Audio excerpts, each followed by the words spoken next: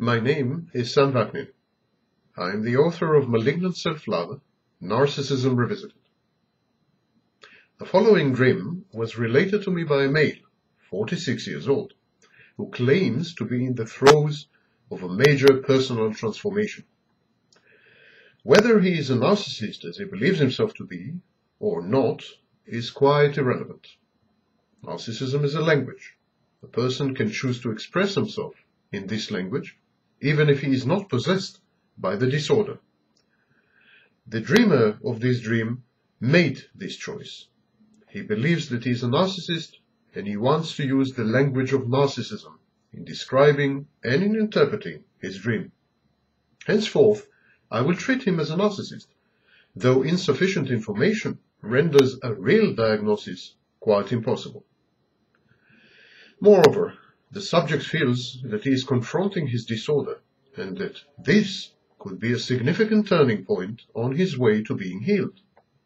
It is in this context that this dream should be interpreted. Evidently, if he chose to write to me, he is very preoccupied with his internal processes. There is every reason to believe that such conscious content invaded his dream. And so, on to the dream. In his own words.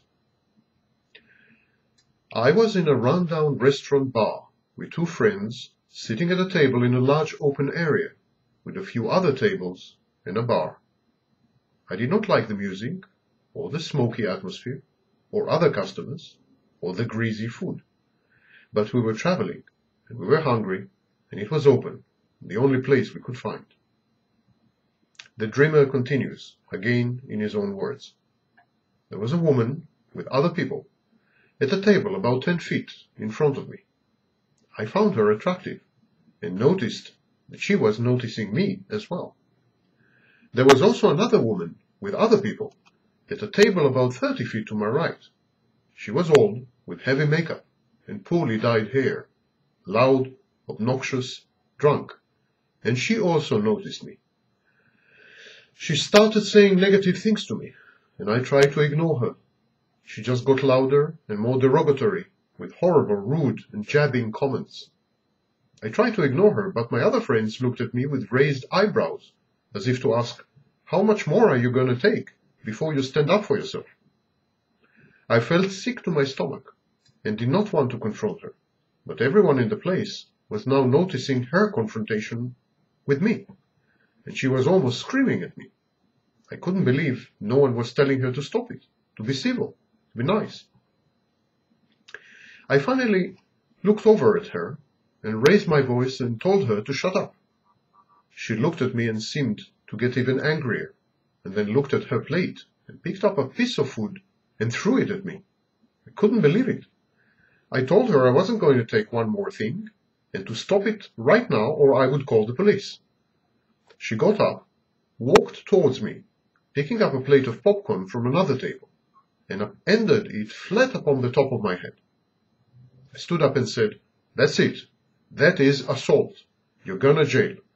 And I went to the cash register area by the door and called the police. The police instantly appeared and took her away, with her resisting arrest the whole time. I sat down, and someone at the table next to me said, "Now you can open up the damn gate." I said, "What?" And he explained how the woman was actually pretty powerful and owned a dam and had shut the gate down years ago, but that now she was locked up. We could go and open it up. So we piled into a truck, and I was led into a cavernous room and shown a small room with the glass wall in it and a big wheel, a control valve. I was told that I could turn it whenever I wanted to. So I started to turn it, and the water started flowing. I could easily see it through the glass. The level on the glass rose higher the more I turned the wheel. Soon there was a torrent, and it was thrilling. I had never seen such an incredible roar of water. It was like the Niagara Falls flowing through the huge room. I got frightened along with being thrilled, but discovered I could lessen the water with a valve if it got to be too much. It went on for a long time, and we whooped and laughed and felt so excited.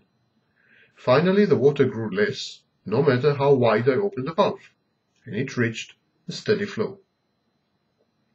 I noticed the pretty woman from the grill way across the huge area, and she seemed to be looking for someone. I hoped it was me. I opened the door and went out to go and meet her. On the way out, I got grease on my hands and picked up a rag on the table to wipe it off. The rag had even more grease on it, and so now my hands were completely covered in grease. I picked up another rag on top of a box, and there were wet spark plugs stuck with globs of grease to the underside of the rag, lined up in order as if they used to be in an engine, and someone stuck them in this order on purpose. And again, some of the grease got on my clothes. The guys with me laughed, and I laughed with them, but I left without going to meet the woman, and we went back to the grill. I found myself in a tiny room with a table in it, and a picture window looking out into the area where everyone was sitting and eating. The door was open into a back hallway. I started to go out, but a man was coming into the room. For some reason he frightened me and I backed up. However, he was robot-like and walked to the window and looked out to the dining area, making no indication that he even noticed me. He stared blandly at the people having fun. I left and went out into the dining area. I noticed everyone staring at me in an unfriendly way. I started for the exit, but one of the policemen who had arrested the woman from the night before was off duty in plain clothes. He grabbed my arm and twisted me around and shoved my face down on the table. He told me that what I did to the woman was wrong and that no one liked me because of it.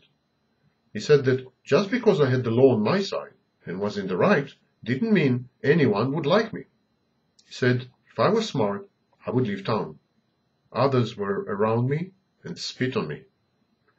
He let me go, and I left. I was driving in a car, alone, out of town. I didn't know what became of the friends I was with. I felt both elated and ashamed at the same time, crying and laughing at the same time, and I had no idea where to go and what I was doing. Be sure to watch the next video with the interpretation of this dream.